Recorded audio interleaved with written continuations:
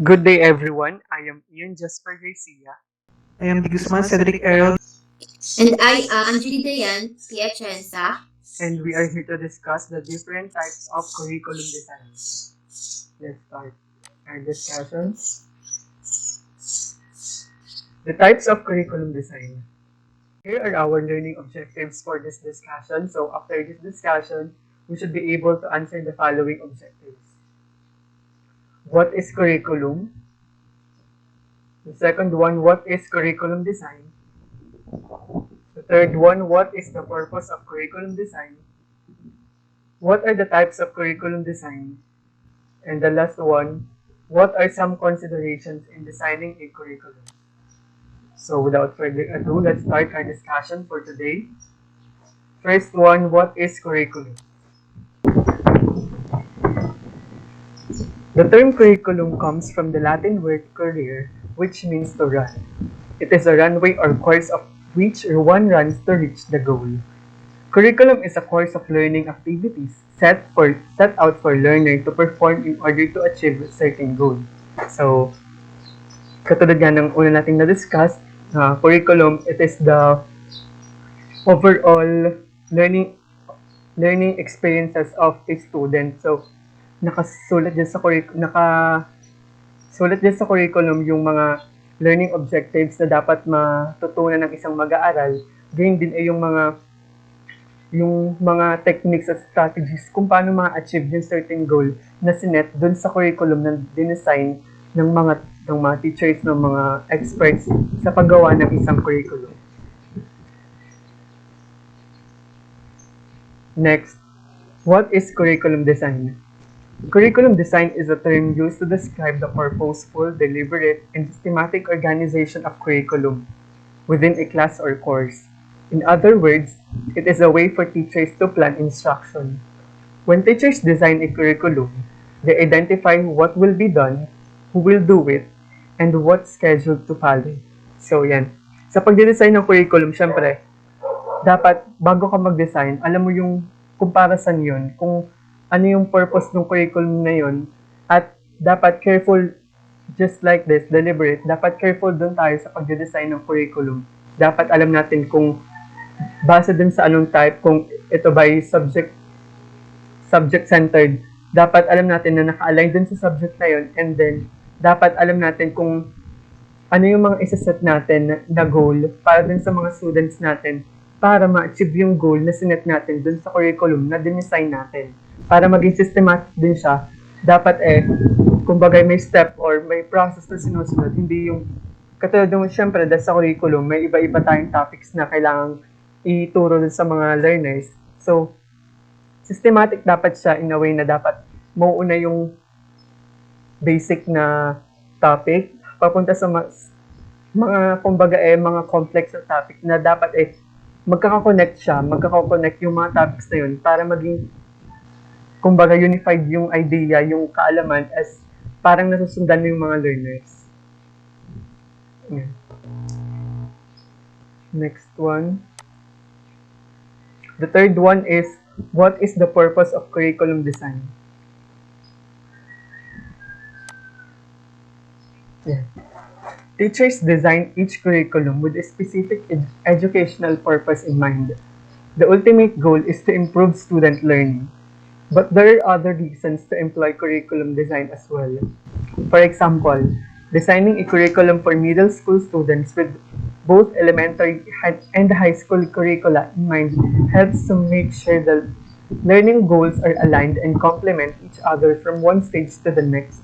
If a middle school curriculum is designed without taking prior knowledge from elementary school or future learning in high school into account, it can create real problems for the students. So, gaya nga nung sinabi ko kanina, dapat systematic siya. Kumbaga, magkaka-connect yung nagagawa, nung i-design natin sa curriculum. Kumbaga, meron yung mga unang topics, unang chapters, dapat connected din siya dun sa mga susunod. Kumbaga, masusundan ng learners, yung mga magagamit din ng learners, yung mga previous knowledge niya na natutunan ng mga previous grades or levels niya at magagamit niya din sa mga susunod niyang level na or grade para kumbaga naging productive, nagamit mo, naging effective yung curriculum, yung design ng curriculum mo na nakikita mo na nag-i-improve yung student learning kasi nagagamit nila yun sa future. Kumbaga, hindi lang yun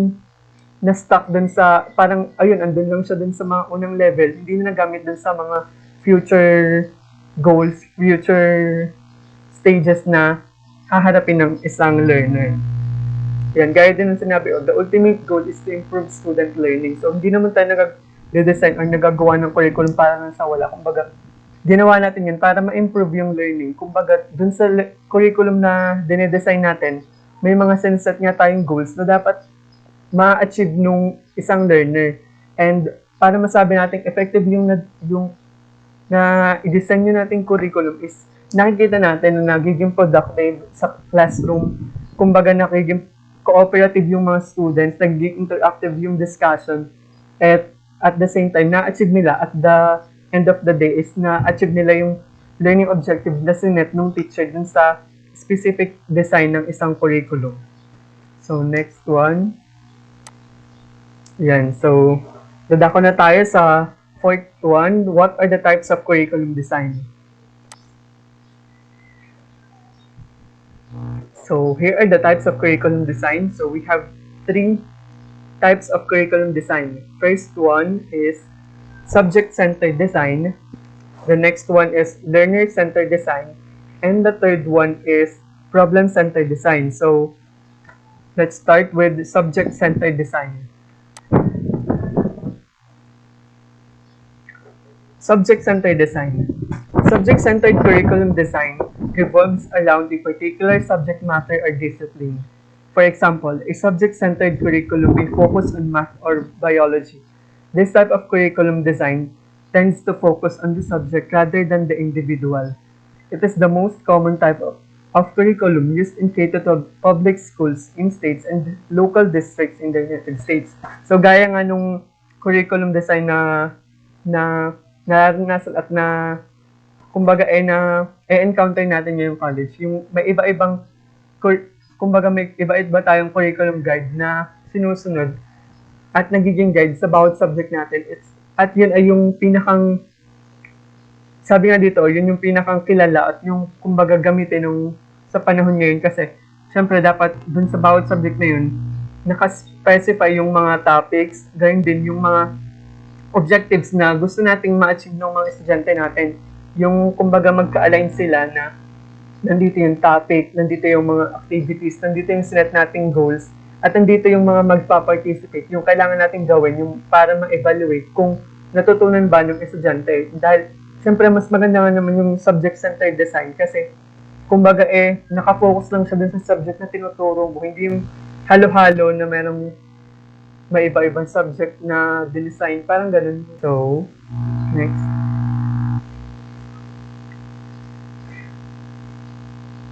It is a curriculum design that focuses on the content of the curriculum. It has variations which are focused on the individual subject, specific discipline, and a combination of subjects, broad field or interdisciplinary. The primary drawback of subject-centered curriculum design is that it is not student-centered. This form of curriculum design is constructed without taking into account the specific learning styles of the students.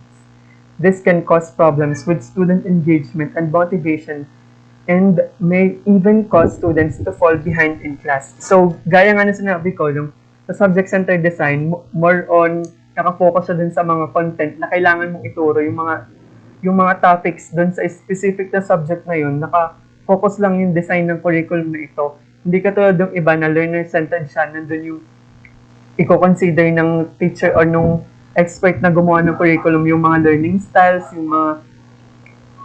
yung engagement ng estudyante, yung kumbaga yung motivation, yung mga interest ng estudyante.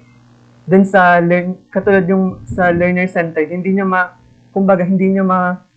may bibigyan ng focus dito sa subject-centered design kasi dito is more on ano yung kailangang ituro dun sa subject na yun, ano yung kailangang malaman ng mga estudyante sa subject na yun, ganyan din parang yung sa bawat topics na yun, ano yung mga kailangan na kasama dun sa curriculum, kasama dun sa bawat instructional material na gagawin ng isang guro, yung ganun. Hindi ka talagang learner-centered na binibigyan din natin ng focus or kinoconsider din natin kung ano yung kailangan gawin ng mga estudyante para matutunan to. Anong kailangan kong maging strategy para mas maging interactive yung klase, yun.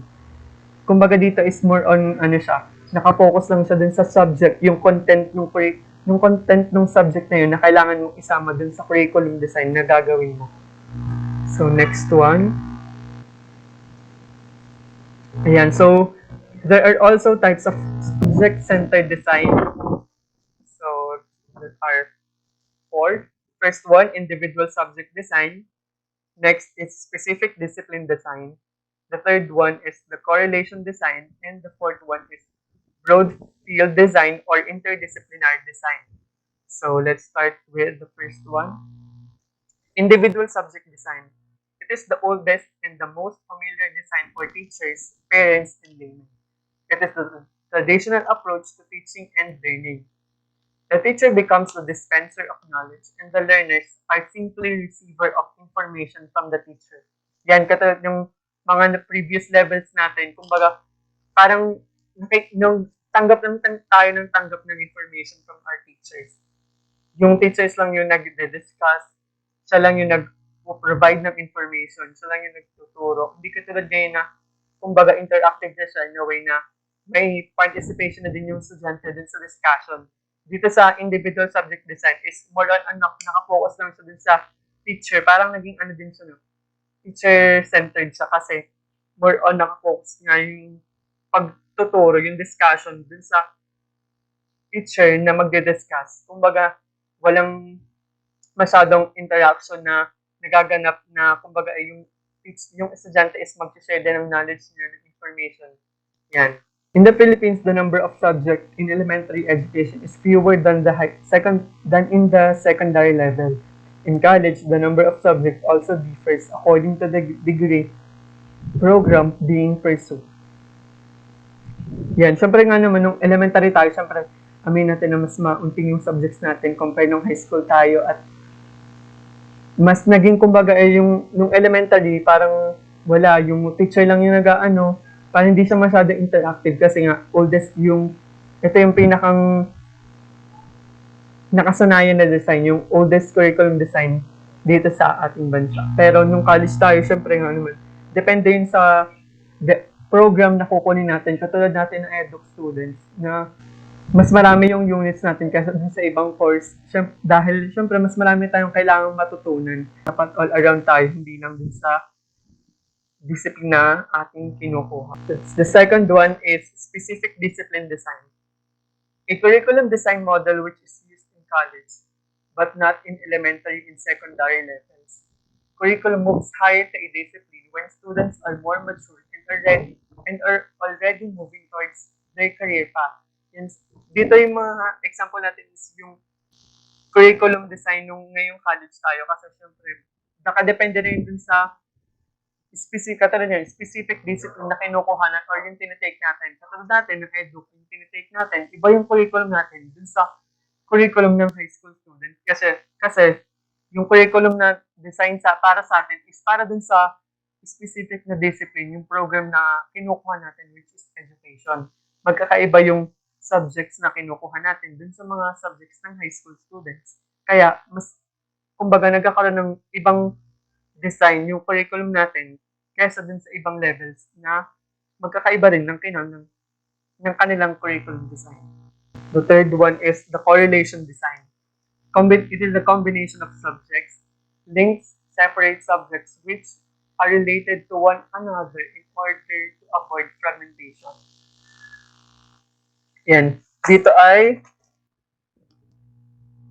inihiwalay yung mga subject na maaring kaugnay din dun sa isang subject na itinuturo natin para kumbaga maiwasan yung paghahalo-halo, yung pagsasama-sama ng information din sa utak ng isang learner. Kumbaga, kung about sa Filipino, yung about lang dun, ihiwalay mo yung ibang related na topics or subjects dun sa Filipino.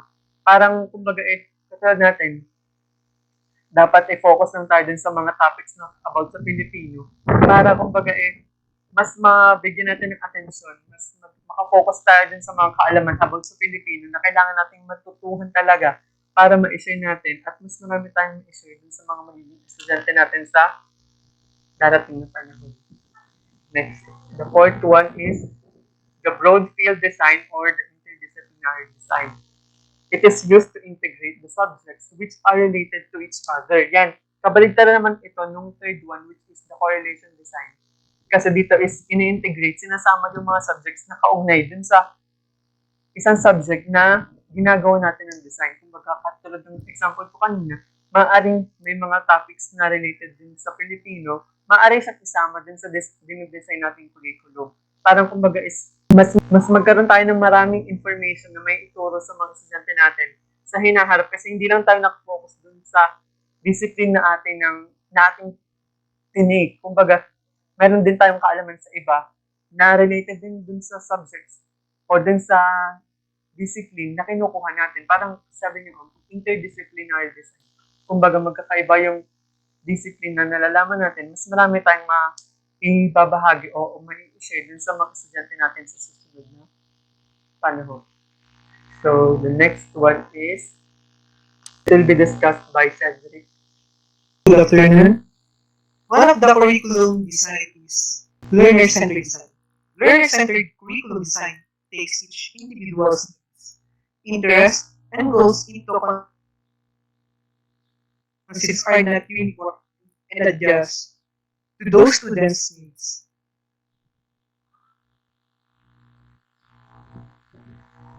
And allow them to shape their education through choices. Instructional plans in a learner-centered curriculum are differentiated, giving students the opportunity to choose assignment, learning experiences, and activities. This can motivate students and help them stay engaged in the material that they are learning. So, in this curriculum, structures, students have opportunities and increased responsibility to identify their own learning needs, to find, choose, and incorporate resources, and to construct their own knowledge based on their needs and interests. Sa madaling salita, may kalayaan silang pumili. Nakakit, mag-aaral ang epektibo kung nakadepende sa kanilang interest at kagusto. Dapat alam natin bilang isang mag-aaral kung ano ang ating mga pangangailangan at ang pangangailangan iyon ang siyang kinakailangan matugunan. At bilang isang guro, dapat alam natin kung ano yung mga estrategiya na ating ilalapat upang matugunan yung pangangailangan ng ating mga mag-aaral. Katulad ngayon sa pagpili na lamang ng kurso, malaya tayong pumili kung ano yung kasanayan na gusto nating makasap. When we say learner-centered design, it focuses on the quality of student learning. Learning has different characteristics, and this characteristic should be employed to elevate both training and learning. Learning tasks should have a real-world application that allows learners to connect personally, totohanan ang mga ipinapagawa sa mga mag-aaral dahil napakahalaga tunay na buhay. Dahil yun naman yung isa sa pangunahing tunguhin para sa kanilang hinaharap. At kung ano yung skills na nilang paunlarin, dapat yun yung sinasanay natin. Yun dapat yung pinapaunlarin natin sa mga dahil yun yung gagamitin niya paglabas ng pangalalan. So, the next one. The drawback to this form of curriculum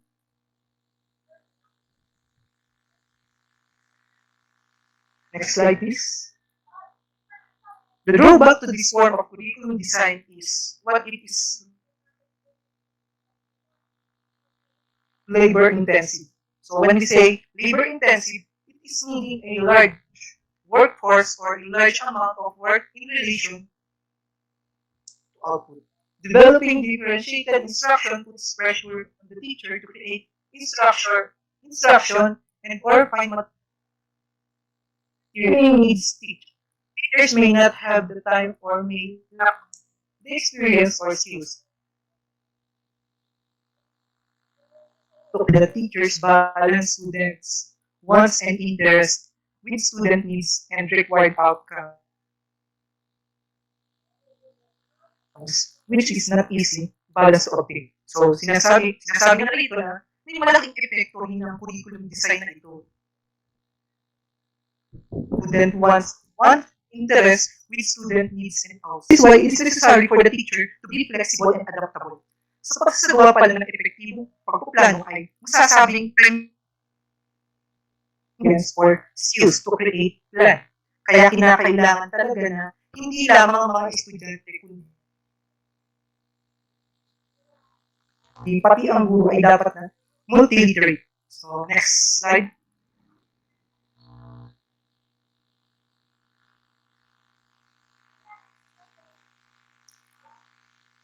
The learner is the center of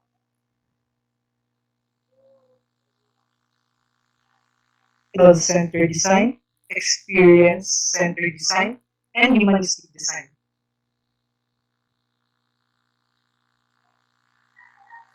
Learners should be able to link their own experience and prior knowledge with new learning. In this curriculum design, education, and follow them, resulting in student gaining their instruction and structure of knowledge rather than simply being carriers of a standard. Identical knowledge base imparted to all students. Students are led to work with the use of information.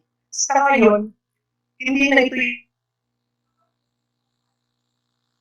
yung panahon na sasaulin mo kung ano lang yung nasa libro. Dahil sa panahon ito, pagdating sa edukasyon, ang pinakapangunahing focus na ay yung kakailangan dahil ito yung gagamitin natin sa pagtatrabaho. Hindi, dati kasi,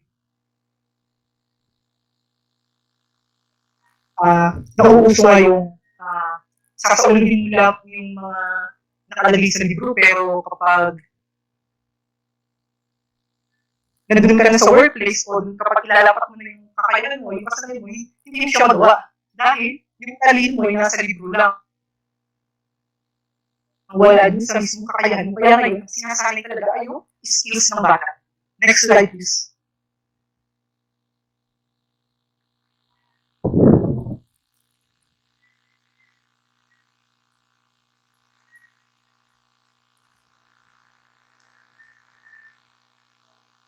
So the next one is problem-centered design. Like learner-centered curriculum design, problem-centered curriculum design is also a form of focus on teaching students how to look at a problem and come up with a solution to the problem. Students are thus exposed to real-life issues which helps them develop tools that are transferable to the real world. Next slide.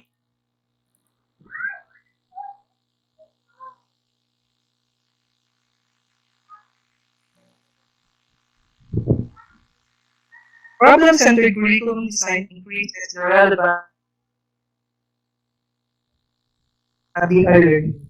The drawback to this form of curriculum design is that it does not always take learning styles into consideration. Next slide.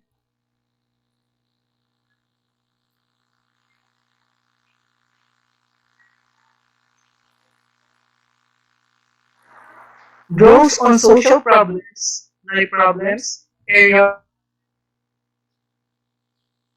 of living, and many others, needs, interests, and abilities of the learners. Group into example, namely life situation, design, and core problem design. So, when we say problem-centered, it focuses on the problems of living, on the perceived reality, society in general. Sinasabi nga dito na ang disenyong ito raw ay nakasentro sa mag-aaral ng pagkatuto sa kung paano nila susulitin o titignan ng isang problema. Titingnan ng guro kung paano ihahandle ng mag-aaral ang isang sitwasyon o problema at kung paano ito masusolusyon. Mahalaga na i-expose ang mga mag-aaral sa mga real-life issue at kinakailangan na alam nila ang gagawin kung sakali sila ang nasa ganung sitwasyon. But through this curriculum design, students will hone and develop their own skills, especially when it comes to decision making. So isa rin yun sa mga kasanayan na dinedevelop sa mag-aaral yung decision making.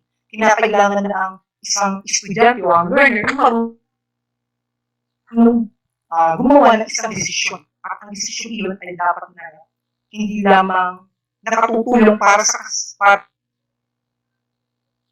kumbaga in general. In problem-centered design, kinakailangan din na alam natin ang mga solusyon ng isang problema. Hindi tayo basta-basta nananatili lamang sa isang naiisip para ma-resolve ang isang problema. Sinasabi rin dito na kinakailangan na makatotohanan yung pag nakapagtapos tayo, yun yung totoong mundo na ating kasasadlakan. Kinakailangan alam natin yung apply natin dun sa gagawin natin o dun sa pagtatrabahuhan natin. So, yun lang. And thank you. The last topic that I will discuss is considerations in designing a curriculum.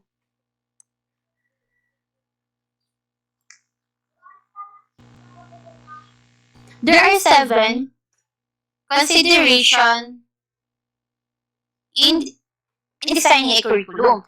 First is identify the needs of stakeholders. This can be done through an analysis of data related to the learner. This data might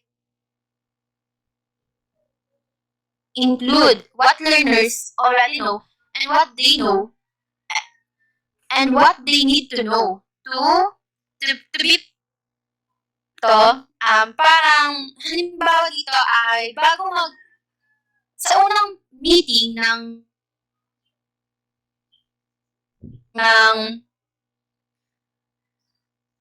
nagbibigay ang guro ng parang pretest upang malaman at makakolekta kung ano na nga ba ang alam ng mga mag-aaral sa kanilang tatalakayin. Ang magiging resulta ng pretest na iyon ay isang magiging gabay din upang malaman ng guro kung ano pa ang dapat at kailangan niyang ituro sa mga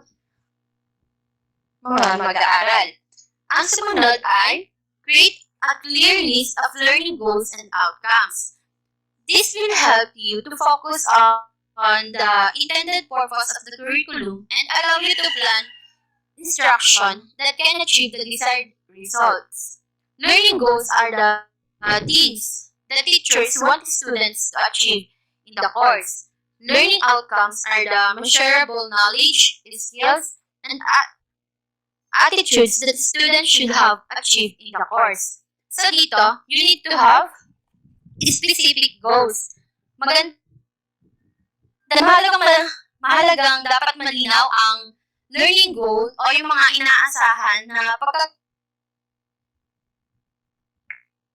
pagkatutong matatamo ng isang mag-aaral. Kailangan meet yung pangangailangan ng bawat isa.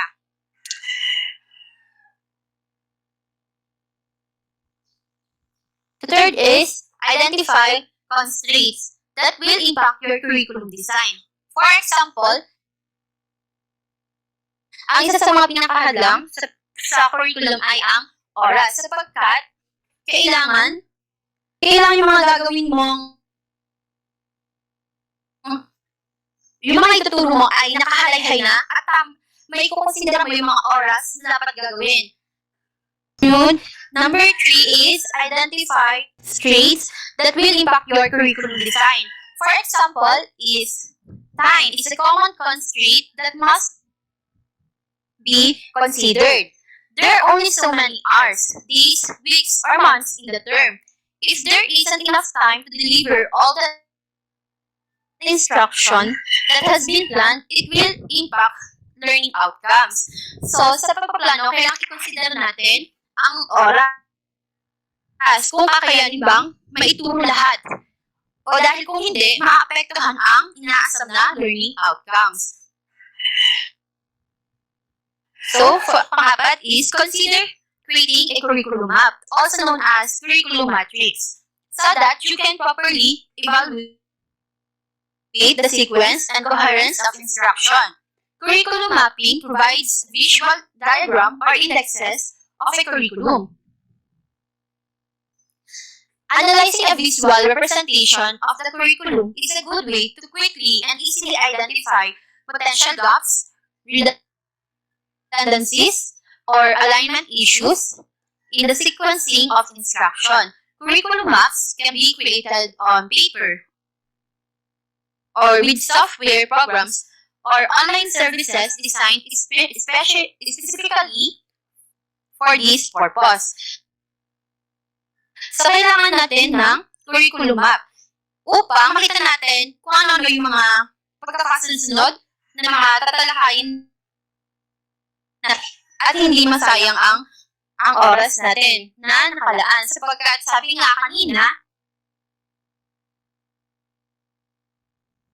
ay limitado lamang ang araw, ang oras, at ang buwan sa pagtuturo ng isang aralin. Dapat ay nakamanage na kung ano yung mga sunod-sunod.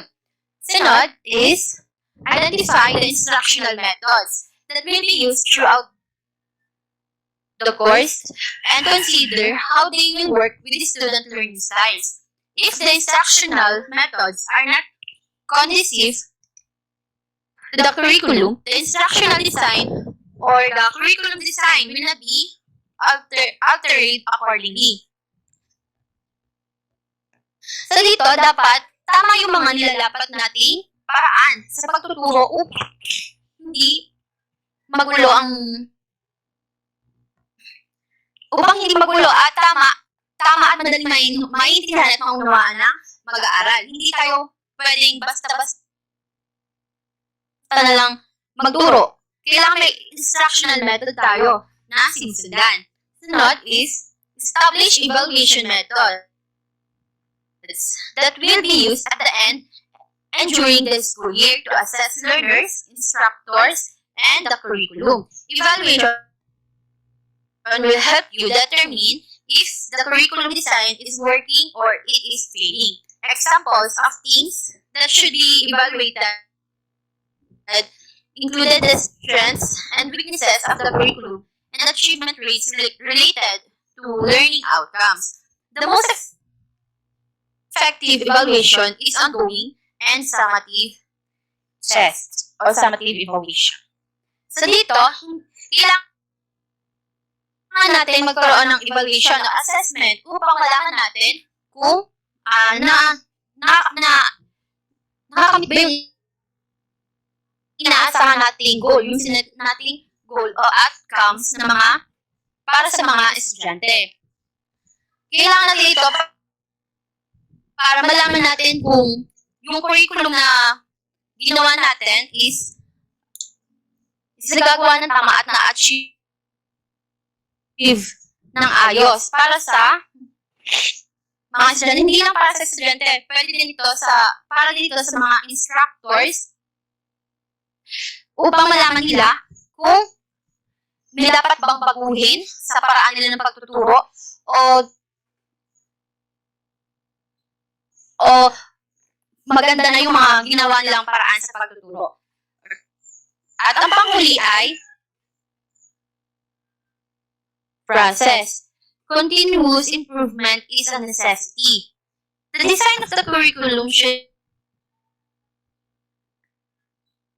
be assessed periodically and refined based on assessment data. This may involve making alterations to the design pathway through the course to ensure that learning outcomes where a certain level of proficiency will be achieved at the end of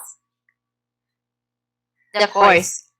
So lastly, ang curriculum design ay hindi lang isang bigayan ay yun na. Ito ay may proseso at hindi natitigil. Ito ay continuous process to improve. At So I think Miss Atienza had technical difficulties. So the last one is remember that curriculum design is not a one-step process. So gaya ng sinabi niya, hindi siya agara na buo na. Yung pag nabuo mo yun na, finalize na siya. Kumbaga, may pinagdaanan yun na planning, may pinagdaanan na yun na revisions at editing hanggang sa maging final na. Kumbaga, parang tayo bilang learners, hindi naman agad-agad tayo nung pagkasino natin, ayun, perfect na siya. Nandun na yung lahat. Parang ganun, kumbaga, dumaan tayo sa proseso. Nagkaroon tayo ng iba't ibang development at improvement na gaya nga ng curriculum. Hindi siya one-step process. May mga pinagdadaanan niya na steps para maging buo, maging final, at maging effective siya bilang final na curriculum na iaharap sa ating mga learners.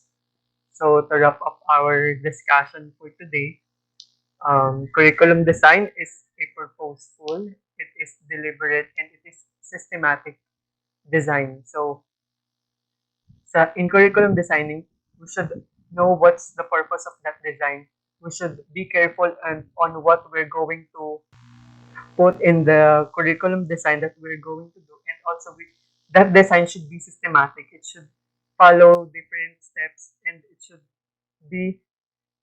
it may be learner-centered, it may be subject-centered, or it may be problem-centered. And there are also considerations in designing a curriculum which include creating a clear list of learning goals and outcomes, identifying instructional methods, and remembering that curriculum design is not a one-step process.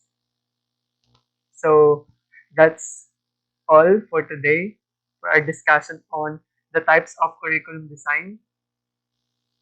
So we hope that you learned something in our discussion. So good day and bye. That's all.